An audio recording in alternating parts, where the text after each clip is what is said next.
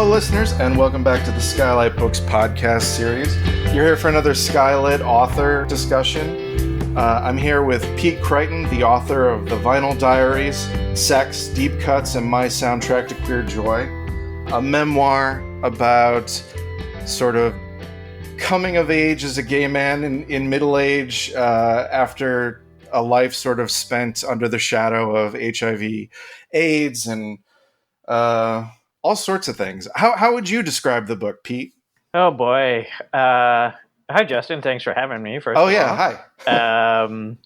I think, it's a memoir, first of all. And I sort of think of it as like a love letter to my record collection. Music is a big part of this book.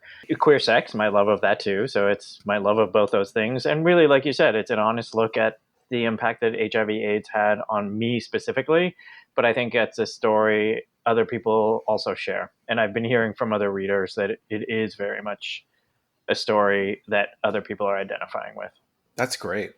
Yeah, no, I came to it obviously because I was aware that you have a 33 and a third book coming out about the B-52s. Mm-hmm. And then the early copy came into the bookstore and I was like, wait, I recognize that name. Yeah. So I came to it through the music, but obviously like this is a much deeper story, emotional, very sexual story.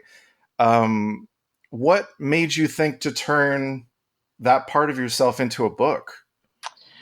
I don't know. I did it. I wrote it first and foremost just for myself, truly never believing that anyone would publish it. I'm a brand new writer and I hadn't published even an article in a newspaper, nothing. I just sort of decided to write a book naively and somehow a publisher decided to publish it. So I wasn't thinking about, oh, what will readers think if I share this graphic information? Or, oh, what if my mom read this book? I truly wrote it for myself. And I think that gave me freedom to talk about a lot of things really openly and candidly, like the sexual content, like my own fears, irrational and otherwise, of HIV/AIDS, and just some of the sort of trauma I've been carrying around for a long time as a result of it. So if I'd actually thought people were going to read this book, I think it would have been a really different book at the end of the day. That makes sense. You talk about so many men, both that you've had sort of more relationships with and that were just hookups. Mm-hmm. Do you know how many of those men have read the book now? Oh, golly. I don't know categorically the answer to that. But definitely, a lot of the men in the book I had reached out to before even getting a deal, just to say, hey, I'm writing this thing. Here's one of the stories that you're in. What do you think? So I really tried to be as forthright with all the people in the book as I could be, and 9 out of 10 of them were like, great, use my name, love it, no issue. And then there were a few that I just am not in touch with anymore, or like hookups, I don't even know how to get in touch with those people. So those, I'm just hoping that through the efforts I made through some of the other men in the book, there's just goodwill carrying out into the world. Yeah. Well, and also, I don't think anyone really has a last name. I don't think anyone really has a last name in the book, right? That is true. Yeah. Yeah. Yep. And some have been changed, and, for the most part, they're all pretty accurate. And several of them have definitely reached out to me to say like, oh my God, like I'd read parts of the book because you shared it with me, but the whole thing is just so great and I'm so happy to be part of it. So that's kind of nice. No, I agree. It's a kind of overwhelming experience because it's so honest and it is well written. It's very readable. I actually listened to quite a bit of it on the audiobook. Just cool. People have busy lives. I pretend I have a busy life. And so I was listening to some of it on the audio. Actually, it's funny that we're doing this now because I feel like you've been in my head for like days at a time. And so you're in my ears again. It's kind of funny. I love that. I thank you for letting me live in your head for a while. Yeah. And also like with a memoir, I sometimes prefer the audiobook just because it's like it's the person telling it to you. So I kind of like that. Actually, maybe as a side tangent, like what was it like then after writing all this personal stuff, then being like, okay, here's a here's an audio engineer crew. Now I have to say it in front of all these people. I'm not gonna lie, it was really hard. Yeah. I'd never done it before, much like my writing career. It was all brand new experience to me. So, it was scary, just as new experiences can be. But yeah, when you have a director in your earphone telling you like, nope, slow that pace down. Nope, you got to say that word louder. And I did that funny thing where we would reach some of the sexual content and I would like sort of stage whisper where like I didn't want to say some of the stuff like out really loud. Yeah. And then the director would be like, you wrote it, man. You got to say it. So we had several takes of some of the sections. It took a while to get it, but I can imagine, because definitely like the activity of like opening yourself and writing it down is one thing, but then having to say it in public, which maybe even is like the first thing is like, oh, this is going to be in public. It was daunting. Yeah. So you talked about being a first time writer. So like, can you talk a little bit about the process of getting it to an actual publisher and getting them to okay it? Because I know some of the people who listen to this podcast are writers and might be interested.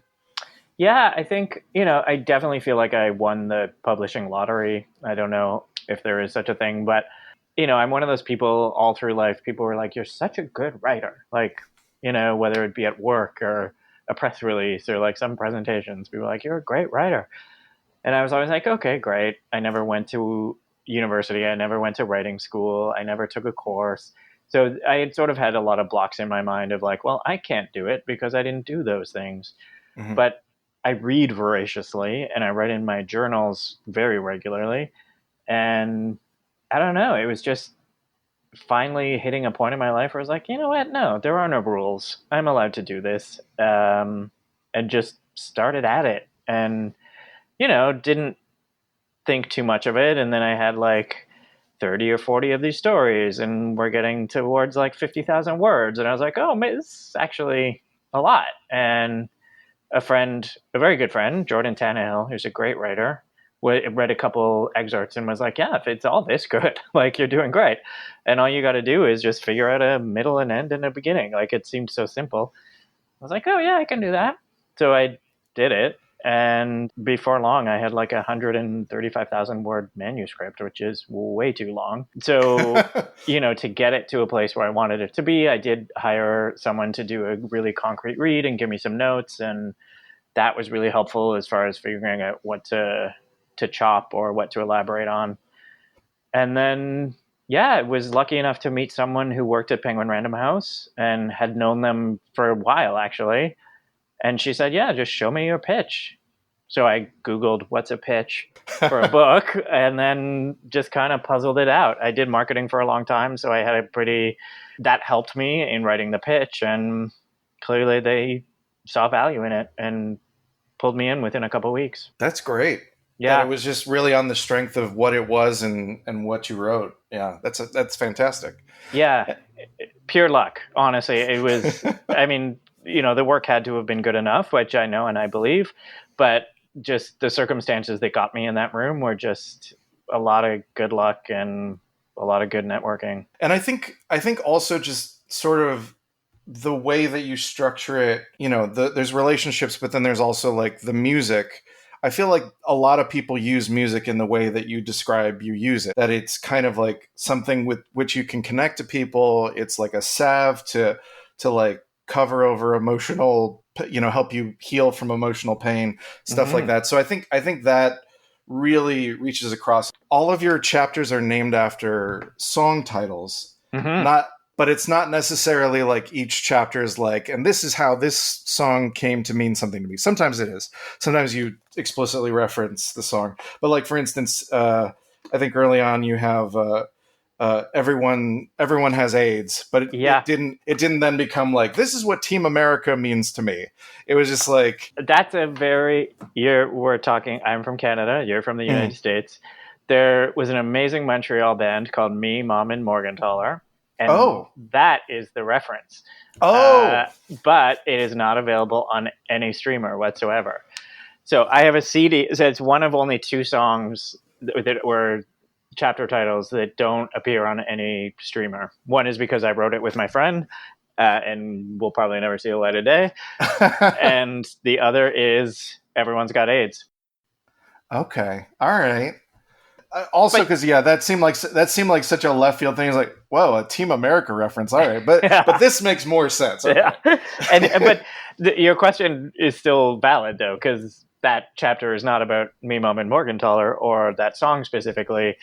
I just used the song as a way to just sort of communicate what was going on in my head at that time, and I that happens a few times through just using the name to evoke an emotional sort of response or place.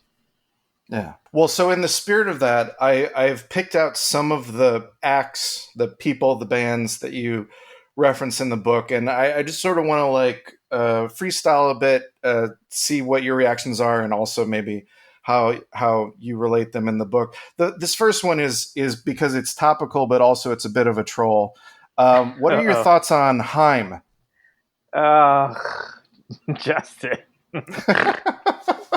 They're not good. I will never, ever understand them. I just won't. And I tried, the new record came out last week, and everyone in my Instagram life is like, new record, I bought it today. Listen, it's showing the screen cap.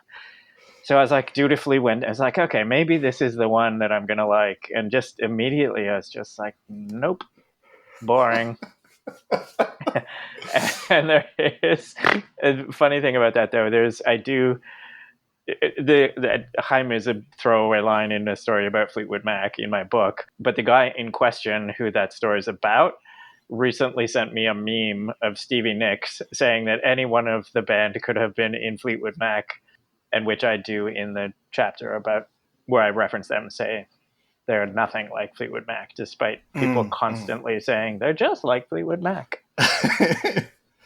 I think a lot of LA musicians want to be Fleetwood Mac, so in that respect, it makes sense. But of course you would want to be that if you were a musician. Well, here, talk a little bit. What else do you think about Fleetwood Mac? Give me some more Mac thoughts. Oh golly, Mac were so ubiquitous when I was younger. I was born in '69, so I was old enough that when Rumors came out, it was just everywhere. But I just think that alchemy of those five people is just something so incredible, and that they survived as a band writing songs eviscerating each other, and their behaviors in the various mutations of relationships within that 5-person band is just astounding. But that they put their art above their own safety and well-being and mental health is fascinating to me. And not all of their work is great, but there's 2 to 3 amazing records that as a unit they just created this really wild thing out of chaos. Yeah. And many of those songs that are sort of about old hurts and old grudges, they have to play now for decades and decades. Like they have to keep bringing them out. Yeah, I know. And every time they go on stage, it's like, oh, here we go. There's that song about Stevie again. I think it's hilarious. I think it's funny too. Again, I'm not trying to keep trolling you, but I did find it interesting because Rumors is one of the rare records that you actually kind of like break down track by track in the book. Mm-hmm. And you have some specific thoughts about one of the members that I think a lot of people might take issue with. I know. Rest in peace, Christine McVie. Her contributions to the band were valid and great, but I really do not like the songs she wrote on Rumors. Specifically Songbird, which I know is an enormous touchstone to a lot of people. Love that song. So there's definitely that I've taken a few punches from very close friends on that one. But nobody disputes that Oh Daddy is a terrible, terrible song. Not one person, even the most, fervent Christine McVie fan is defending that terrible, terrible track. Okay. Happier Territory. This is sort of like the first vignette in your book you discuss Adam Ant. Mm-hmm. Yeah. Love. I think he's such a fringe figure, particularly in America. I think he was a huge star in the UK And that often trickles over into Canada in a bigger way than it does the US market for whatever reason. And I just was obsessed with his second record with Adam and the Ants, which it was the most famous one with sort of the Burundi beat. And he's sort of wearing a jacket that Michael Jackson sort of, he says, stole from him, but he kind of stole it from Jimi Hendrix. So it's like, it's all a chain. But he was sort of the first artist when I was a kid where I really had a sexual awakening. Was like, oh, I don't just like this music. I don't just like what this guy's wearing. Like, I want to have sex with this man, you know? And it was only in grade 8, but I was like, that's sort of where the penny dropped for me, I think, was like, oh, these are what those feelings mean. And also in that vignette in the book, you also talk about sharing it with a young lover. Yeah, like, so Adamant was the very first concert I ever saw in my life. I was in grade 8, so probably 13, maybe 14, in 1983. And then on the 35th anniversary of that Kings of the Wild Frontier record that I referenced, he did a North American tour where he played the thing front to back and then a greatest hits record. And I was able to bring a young lover of mine named Dustin to that show, which was just such a special moment, you know, as a full circle moment in life where this thing you loved so deeply as a teenager, you know, and at that time I never believed that I could be an out gay person or that I could express myself as a queer person. So then to be able to 35 years later, fast forward and be at that show with the same artist, with this beautiful young boy that you have a very, very serious crush on, it just, the whole moment was really beautiful. And that was one of the very first stories I wrote, actually, that sort of clicked for me of how I wanted to tell that story, using music and really weaving in different parts of my life, but using a record as a totem, as a storytelling device. I mean, it is such a potentially precarious thing. Like when you come together with someone else and you're both music fans, being like, where do our tastes align? Is this like a sign that you like Bruce Springsteen and I don't like Bruce Springsteen, for example, like that sort of thing. I also like later in the book you talk about, what was it? Was it Human League and Jimmy Jam and Terry Lewis? Yeah. Remind me of that part. Jam and Lewis produced, I think it was the Human League's 5th record called. It's the one that has the song Human on it, which was the big hit off that record. And I'm blanking on the name of it. But that's the name of the song. It's the only good song on the album, the only good one. And that was a different young man that I was seeing had asked me if I could play that song for him. And I had the record and I played it for him. And he was the one who told me, it's like, oh yeah, don't you love that Jam and Lewis production? And I was like, oh, yeah, that guy's pretty smart. He's actually referencing, that does sound like a lot like a Jam and Lewis production. And Preston was like, no, it's Jam and Lewis. And I just never thought the world of like Janet Jackson's producers would meet the Human League, but it happened and they made an entire record together, which is mostly a disaster. But that one song is fantastic. This is a complete side tangent, but have you ever heard any of the Johnny Mathis songs that Chic produced for him? No way. That's another weird marriage that I'm like, this is kind of interesting.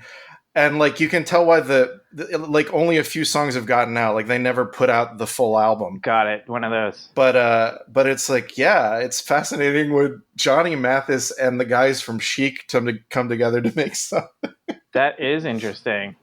Now I want to hear it. All right, let me look at some of these other artists that grab. Oh, here's someone that you introduced me to through the book, and I was very excited once I heard the album. The album is called Miss America, and the artist is Mary Margaret O'Hara. Can you talk about her a little bit? Oh, man, could I? I'm so glad that you checked her out after reading that chapter. I mean, most people in the States will know Mary Margaret's sister, Catherine O'Hara, famous actor.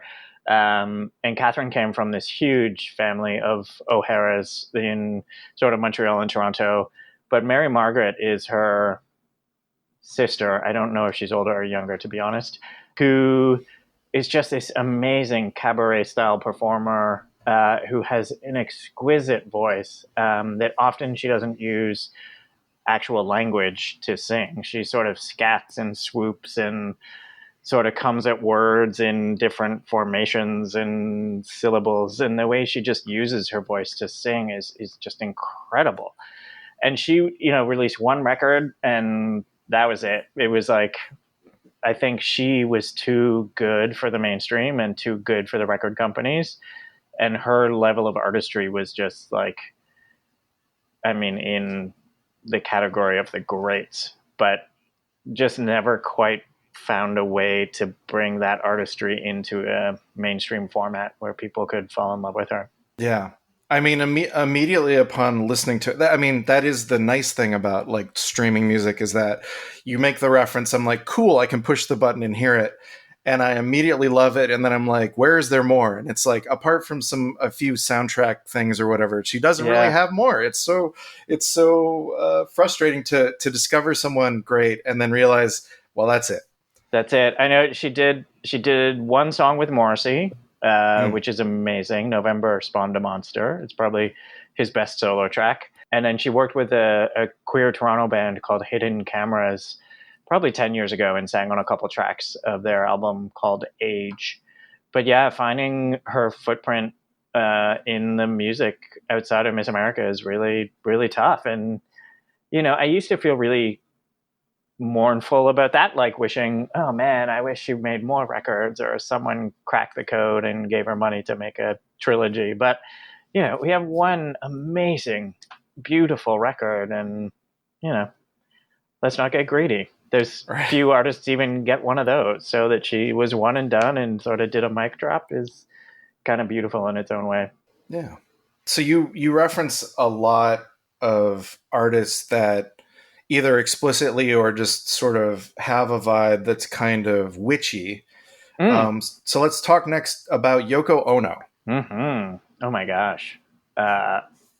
You're just opening up the floor? Okay. Yeah, let's do it. I love Yoko. I'm, one of the great Yoko defenders to people when anyone sort of tries to talk trash about her at a party. And I definitely grew up thinking, like most people, like she was an awful artist. She couldn't sing. She broke up the Beatles, all that kind of stuff, and most of that is all just misogynist and racist bullshit. But she released a record the year she turned 80, so probably maybe 12 or 13 years ago, called Take Me to the Land of Hell. That is front to back, just a banger. And I just think for a woman or any artist to create such incredible work at 80 years old, with your son, no less, Sean is all over that record, he produced it, is pretty astounding.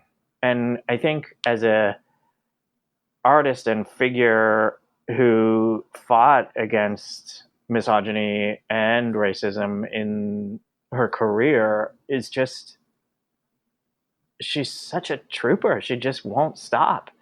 And despite all the detractors, she just keeps making work. And, I finally, Pitchfork reviewed a bunch of her more recent releases, and finally we're seeing mainstream press like that saying, oh shit, she was major. Like, these records were really groundbreaking, and she set up sort of punk and grunge and had those kind of vibes in her music way before they ever cracked into the mainstream. So I think a lot of what people didn't like about her is she was constantly pushing boundaries and trying new things. And that's partly why I love her. Yeah. No, she's great. And I finally, cause they put it on Disney Plus. Like, I'd never seen the Let It Be documentary. Mm-hmm. So I didn't finish it. I got maybe 40 minutes in, and finally seeing that document, I can almost understand the misunderstanding of her, because the documentary gives you no context. It's very pseudo fly on the wall. Mm-hmm. And I think it's poorly edited. I think actually Peter Jackson did such a better job, like contextualizing all that footage and using it well. But there will just be random cuts to just Yoko sitting there. as if the filmmaker is saying, why is she here? Which just leaves the audience to be like, yeah, why is she here? And like creates this oddly tense thing about her that has nothing to do with her. And as we found out later, it was all John Lennon's insecurity that was like, please come with me to the studio. But instead you're just like, why is there this person sitting here that occasionally they cut to as she just watches? It's so fascinating that like something like that can be the kernel that builds like a worldwide antipathy completely unearned toward a person. It's insane. It's insane. I agree. Sorry, that was a weird tangent. No. Let's talk about other artists in this vein a little bit. We lost her recently. Talk to me a little bit about Marianne Faithfull. Sure. I mean, what a amazing story that her whole life is. I just find her fascinating, and there's something inherently queer about her, I find, even though she was heterosexual by all counts. But the record I reference most in the book is Broken English, which she made in 79, I think, maybe 1980, but I think 79. And she had just come off like the worst part of her life. She was addicted to heroin. She had anorexia. She was homeless because of her addictions. She'd really worn herself out. And Chris Blackwell from Island Records decided to underwrite a record, which bold move, but got her in the studio with this band that she had toured with a couple years prior, and they just made this incredible record. And Broken English, truly, like every song on that record is outstanding. And similar to Yoko, it's so ahead of its time. She's playing these like new wave and sort of synthesizer grooves in 1979-80, like 4 or 5 years before it really hit the mainstream. And it's just this really interesting alchemy of punk rock and new wave and rock and roll, and even Steve Winwood's playing on it. Like, there's so many different influences, but she just created something so unique. So I think something queer people respond to is just like being able to pull yourself up and taking strength from your worst experiences and creating something new and beautiful out of them. And I think that record and Marianne as an example of that is just profound. She's an amazing artist. Yeah. In a different respect, and you don't mention her in the book at all. I get the sense from what I've heard from people that like that's kind of part of the appeal of Judy Garland for a lot of queer people, is that backstory, her personal tragedy makes her more of an icon than even her work. I think that's true. I'm not a big Judy fan either. I never quite got it, but there's definitely something in that pulling yourself up or going through these like really shitty experiences and still managing to push through. Yeah. That queer people respond to, seemingly. Yeah. So wait, did you hear Broken English when it was new, or was it after the new-ish? I think, yeah. Probably, like I think that song maybe bubbled up the actual song because it did get a fair bit of radio play on FM radio.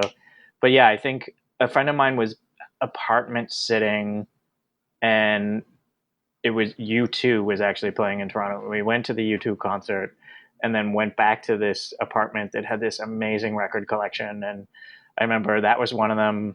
Tom Tom Club was another. So that, I was a few years behind on Tom Tom Club, and just made a couple cassettes of all these great records. And those were two I still remember from that one weekend. That's an interesting thing, because I feel like I discovered Broken English now that it's been like, reassessed, and people are like, oh, by the way, this is a masterpiece. But to like discover something when it's kind of like in a down period, like that's what happened to me. I first heard the Velvet Underground in high school. You talking about hearing the Velvet Underground as well. But I got a 50-cent record from a garage sale of White Light, White Heat. Great buy. And I was just like, what is this? This is an interesting cover, because I had a picture of the band on the back. I was like, these guys look cool, and for 50 cents, I'll give it a shot. Yeah. And then, damn, White Light, White Heat, son of a bitch. Yeah, that thing blows your mind when you're in high school, especially. Yeah, no, the Velvet Underground is yeah, it's interesting now because I feel like with streaming it's so much less special, but like that's the kind of thing that you needed someone to turn you on to or stumble upon it at a garage sale, and then you're like, oh, what is this band? Tell me more. I Yeah, need to discover. yeah, and Uh, they truly are like the Rosetta Stone of alternative music. Is Velvet Underground for sure. let's see what other interesting. Oh, talk to me a little bit about Billy Bragg. Oh yeah, I love that Billy Bragg story. Yeah, he was another one I always liked a lot when I was younger, and I think it was 1987. He released a song called "Sexuality," where he sort of can't remember the exact lyrics, but he was really showing support for the gay community at a time when HIV/AIDS was really present in the conversation in pop culture and in all culture, and everything was very much about vilifying gay people for having sex. And Billy Bragg wrote this song really in support of gay people and gay sex. And there's a line in there about having safe sex doesn't mean no sex, it just means use your imagination or something along those lines, which I thought was such a beautiful way. Everyone was just saying like, no, don't have sex, don't have sex, it kills people, blah blah blah. And this straight guy coming out with this song in support of the gay community and saying like, have fun, man, be smart about it, but have fun, was a really great gesture to the queer community. So that sort of always endeared me to him. And in the book, again, I was able to go to the show with a friend of mine who was 15 years younger than me maybe, and I don't know how he became a Billy Bragg fan, but again, one of those nice full circle moments to go see that show with Ian and experience that song sort of, and have 30 years of or more maybe at that time of sort of self-reflection and think about the person you were then and the person you are now, and you're with this great lover experiencing this great life. It's just, I love how that song and how music can do that for us. Yeah, it kind of creates like echoes across time, and it can mean the same things, and it can also mean wildly different things as we grow older. Absolutely. All right, let me get into some folks now that are pretty widely accepted as icons. So let's talk about David Bowie. Oh yeah, man, that was one of the hardest parts to write. Bowie's so big, his influence is so great on so many artists. I almost didn't want to write about him in the book, Mm.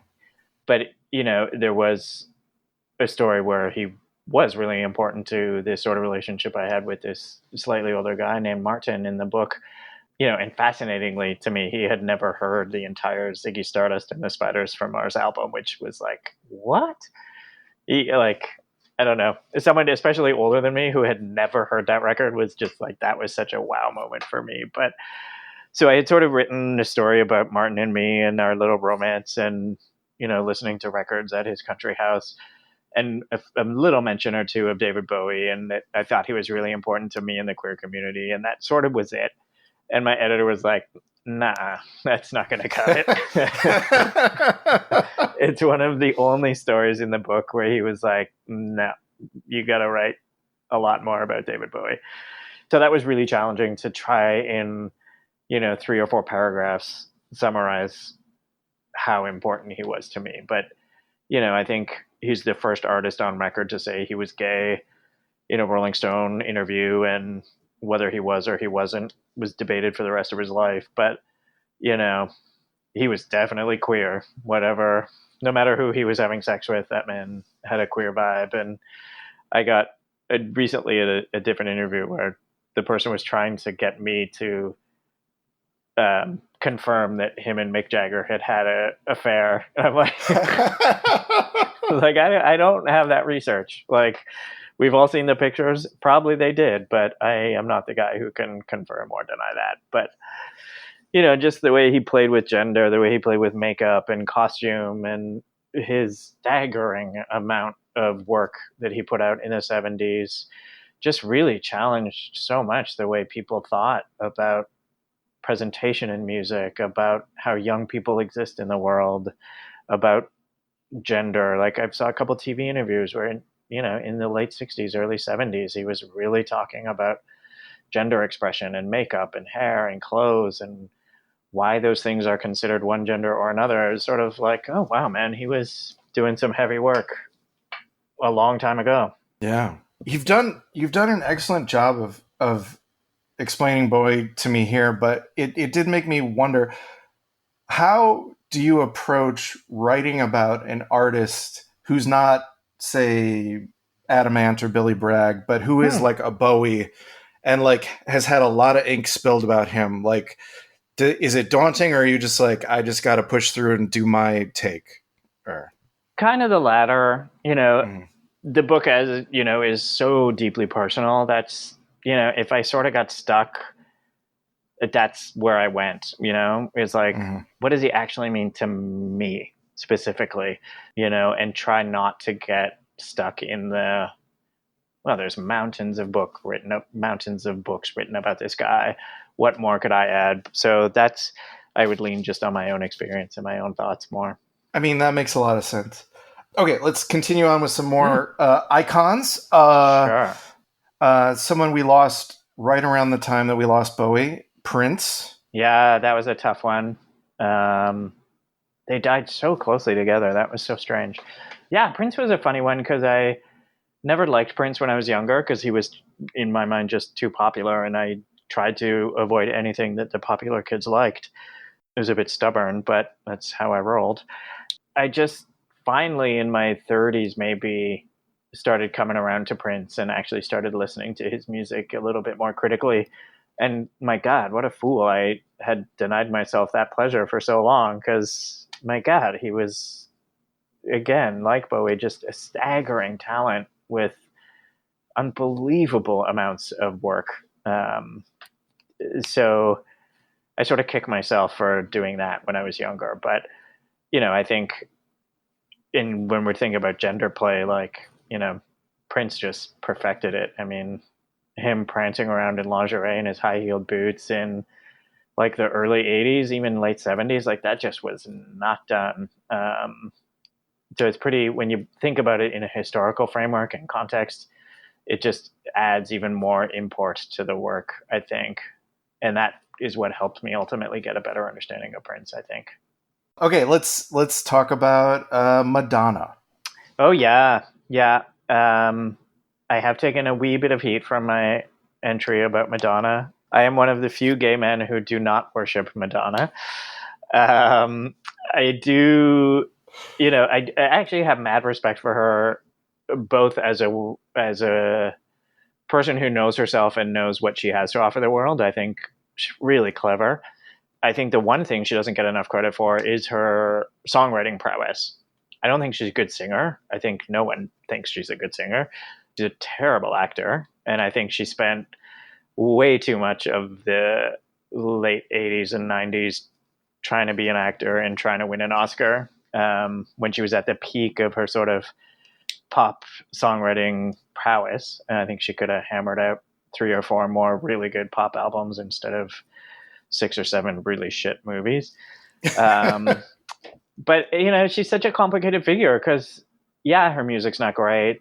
I don't think she's like this artist that she claims to be, but like she was one of the biggest and strongest supporters of queer people during the AIDS pandemic, and I think maybe I blocked that out in 1980s and 90s because I just didn't like her because, again, she was too popular.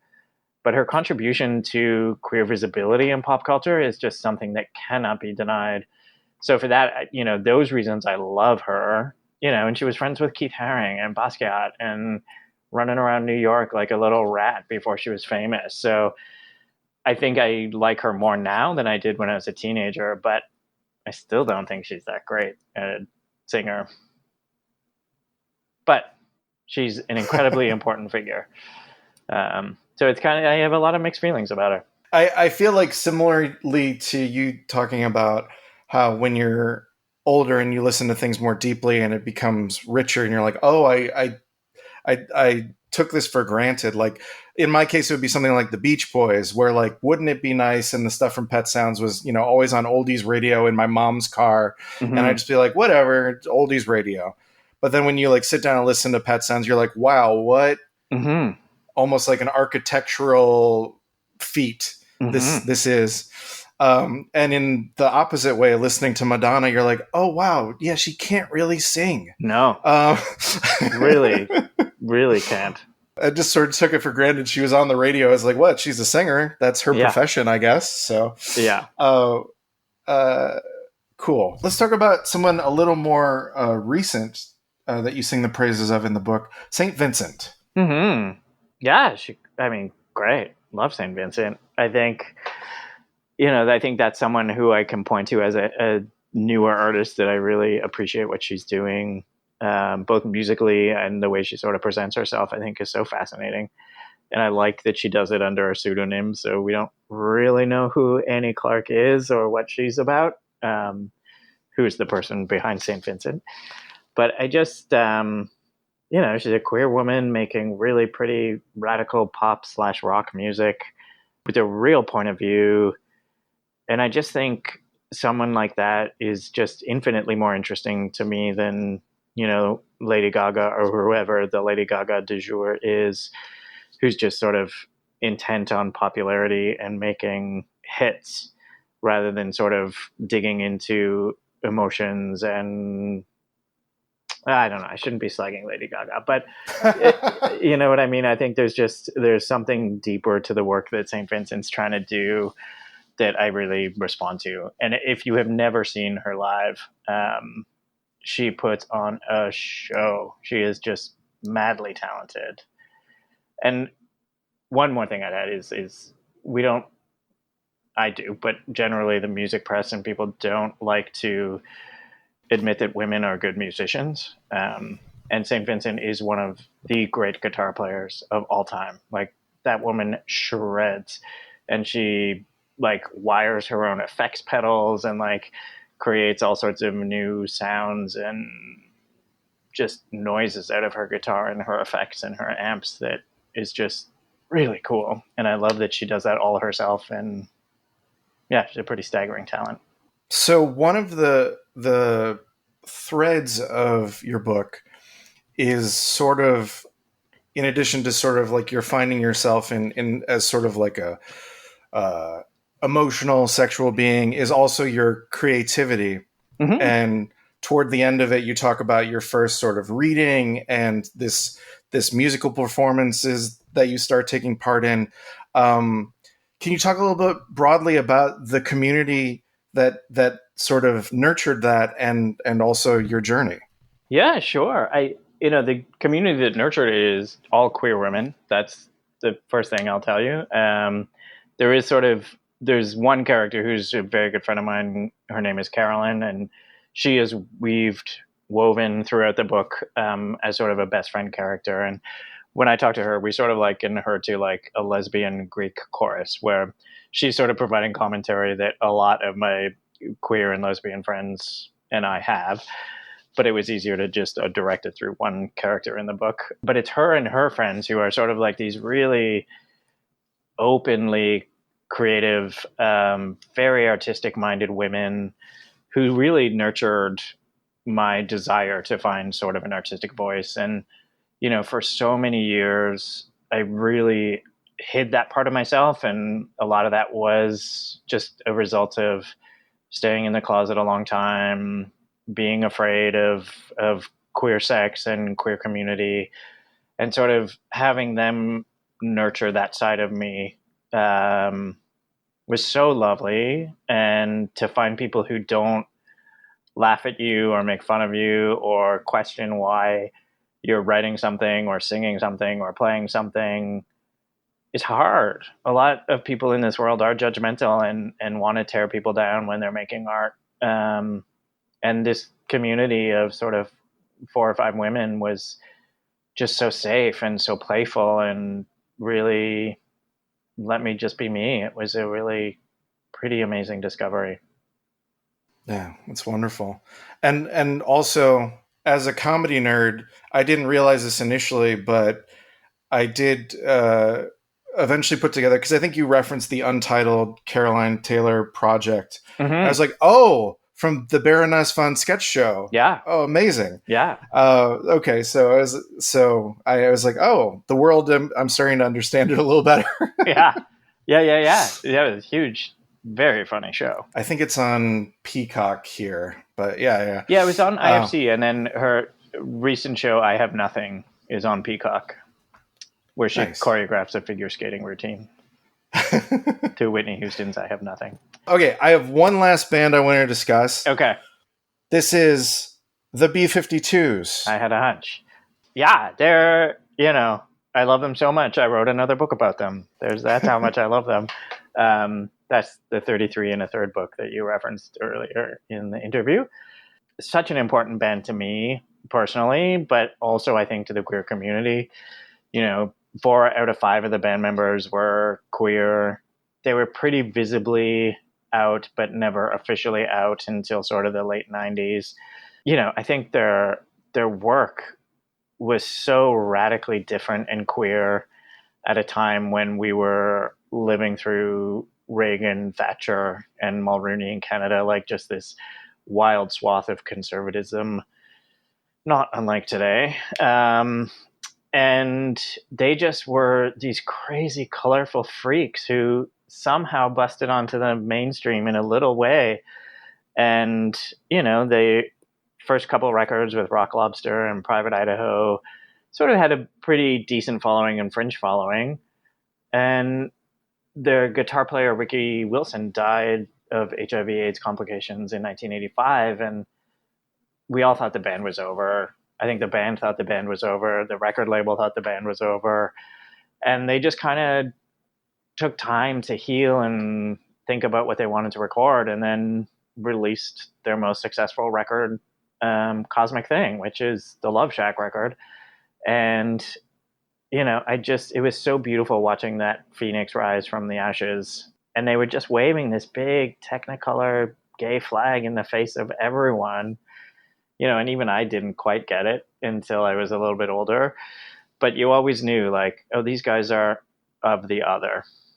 And in the book, I do write quite lovingly about them and introducing them in a more deep way to a young guy who had only ever heard Rock Lobster and Love Shack. And, I think those fans are just scratching the surface of what's available. There's just their whole discography has so many interesting songs, and it's all coming from this other queer radical place. They're really interesting career.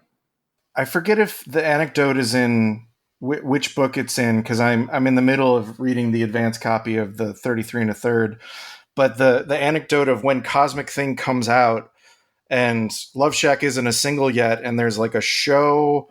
It's not even in town. It's like out of town, and it's a small show. And you're like, this might be my last chance to see the B-52s. Yeah. Which, considering that they're playing the Hollywood Bowl later this year, it's like, wow, things change quickly. Yeah, I definitely misread that one. But yeah, they, when they released Cosmic Thing, it was no one gave a shit. And they played this really crappy club in Mississauga, which is a suburb of Toronto, maybe a couple hundred people. And so you're right. Like I was like, I'm not missing this show. Like, I have to see this band before I die. I'm 20 years old. I'm being very dramatic, but I truly thought they would never play anywhere again. And then Love Shack just fucking exploded, and they became this iconic, popular band from then on. So kind of, you just never know. It's like one song can change your life, and that's the one that definitely changed theirs. Well, maybe we'll have to have you back in some form or other to discuss the 33 and a third when it comes out later in the fall, if you're up for that. Sure. Yeah. I mean, nice. I could talk about them for days, as I'm sure you can about your artist. Yeah. Oh, that's something I was curious about too. So I don't know how to pronounce it because I've only seen it written, but Zach Fusiello, who is sort of in our class of 33 and a third writers who kind of put together a thread of people whose books are coming out in the next batch, included you on the thread. And you were the first one in the thread to submit. You had your book ready in like 2 months. Was it something that you were already working on? No, that was the stupidest mistake I've ever made in my life. Having not really ever had to write to a deadline, at the time I didn't have a ton of work. And so I was like, I could do it in 60 days. Ultimately, they gave me 90, thankfully. Mm-hmm. But I mean, you've done a proposal. You know how intense that proposal is. So I kind of had the outline. I had the things that I wanted to say chapter by chapter. And I naively was like, oh, it'll be easy fleshing out that outline. And it wasn't. And I sort of did a lot of hair pulling. But in the end, having never published anything in my life and then having 2 books being published in the space of 4 months is pretty mind-boggling. Yeah, wow. Yeah, so I'm glad I did it. I'm glad I pushed myself, but I do not recommend to anyone listening. Yeah. Give yourself more time than 3 months to write a 33 and a third book. I'm taking a year to write mine on Weird Al, and it'll definitely get done. Yeah. But I'm like, how do I manage my time? And the fact that you did a full book in 90 days, that's like classic newspaper journalist shit. Just like typing at the typewriter kind of thing. Yeah, it was hard. And I did 3 times as much staring off into space thinking, oh, holy shit, how am I going to do this? Than I did actually typing the thing. Yeah. It was a lot, but thank you. That's a nice compliment. Well, excellent. We'll have to, like I said, we'll have to have you back if you're free to chat about that in a couple months. It's been so nice talking to you, Pete. Thank you, Justin. I appreciate it. We do have copies of the Vinyl Diaries in our store at SKYLIT Books on 1818 North Vermont in Los Angeles. You can also get it from our website, skylitbooks.com. If you're listening from north of the border, get it from a lovely Canadian bookshop, and have a wonderful day. Great. Thanks for listening to this episode of the SKYLIT Books podcast series. We hope you enjoyed it. If you'd like to check out the book featured in this episode, or others, please visit skylitbooks.com. If you're in the Los Angeles area, stop by for one of our live in-person author events. You can find a calendar on our website. If you like this podcast, leave us a review. It really helps us out. Our music is by Duck the Piano Wire. Till next time.